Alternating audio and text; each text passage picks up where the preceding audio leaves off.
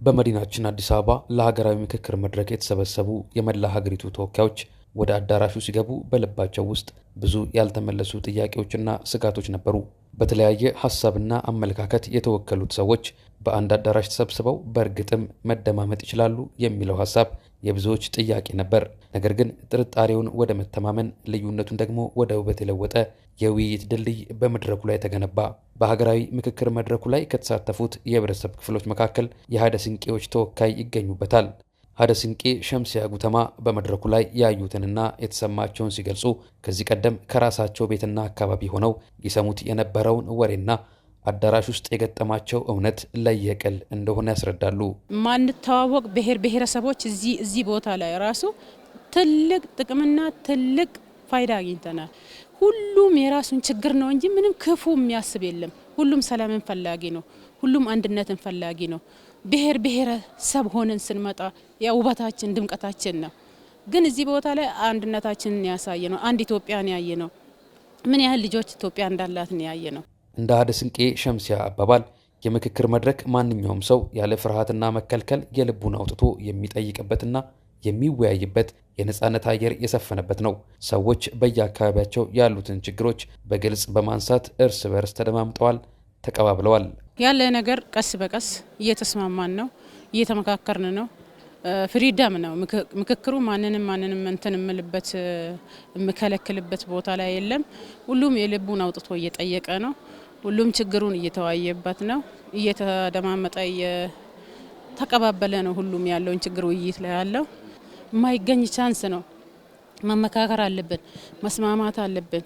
ያለውን ችግራችን አውጥተን ተነጋግረናል፣ ተወያይተንበታል። እንደ ሀደ ስንቄ ሸምሲያ ሁሉ በምክክር መድረኩ ላይ እየተሳተፉ ያሉት ሀደ ስንቄ ሳፊያ ዩሱፍ በበኩላቸው ወደ ውይይቱ ሲመጡ የነበራቸውን የስጋት ስሜትና የነበረውን ስነልቦናዊ ጉዞ እንዲህ ይገልጹታል።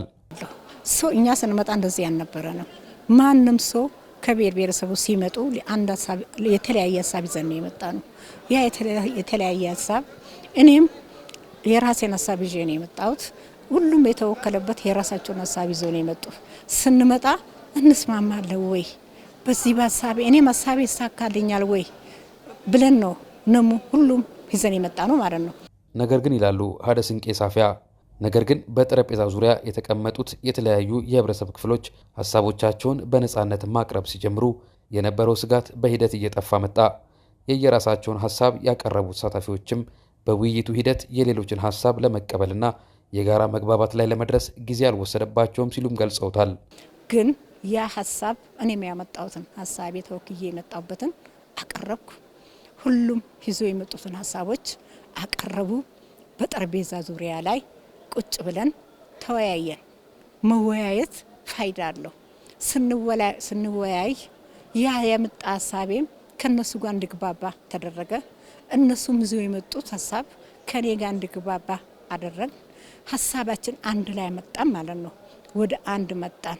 ይህ አይነቱ የጠረጴዛ ዙሪያ ውይይትና መደማመጥ ቀደም ሲል ባሉ ትውልዶች ያልተገኘ ትልቅ እድል እንደሆነም ሀደ ስንቄ ሳፊያ አጽንኦት ሰጥተውበታል። እንደዚህ መወያየት ካሁን ያለፉ እንትኖች አላገኙም እንደዚህ አይነት እድል። ይሄ እድል ማግኘት ራሱ ኢትዮጵያ እድለኛ ናት ብዬ ነው የማስበው። በምክክር መድረኩ የታየው ትልቅ ስኬት በጽሁፍ የተደገፈ የውይይት ነጥቦች ብቻ አልነበሩም። ተሳታፊዎች ከአዳራሽ ውጪ ባላቸው የእረፍት ጊዜ እርስ በርስ የመተዋወቅ እድልም ፈጥሮላቸዋል።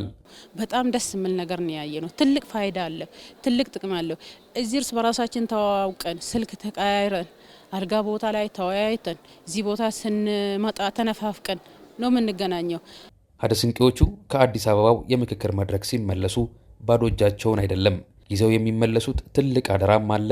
በየክልሉና በየቤቱ ላለው ህዝብ በየትኛውም ክልል ውስጥ ክፋት እንደሌለ፣ ሁሉም ሰላምና ፍቅርን፣ አንድነትን እንደሚፈልግ ማብሰርና ያገኙትን ልምድ ማካፈል እንዳለባቸው ያምናሉ።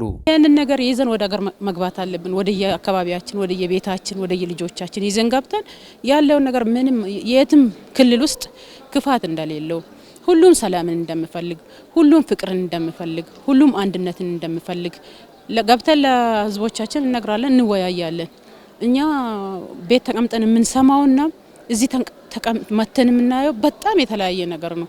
በመንግስትም ሆነ በህዝብ ደረጃ የምክክር መድረኩ ወደፊት ትልቅ ለውጥ እንደሚያመጣ፣ የተቀበሩ እውነቶች ወጥተው መፍትሄ እንደሚያገኙና የጎደለው ፍቅርና ሰላም እንደሚተካ ሙሉ ተስፋም አላቸው። የአደ ስንቄዎቹ የምክክር ውሎ እንደሚያሳየው ኢትዮጵያውያን ተቀራርበው ለመነጋገር ድልድይ ሲበጅላቸው የመደማመጥና የመፍትሄ አካል የመሆን አቅማቸው የጎላ ነው።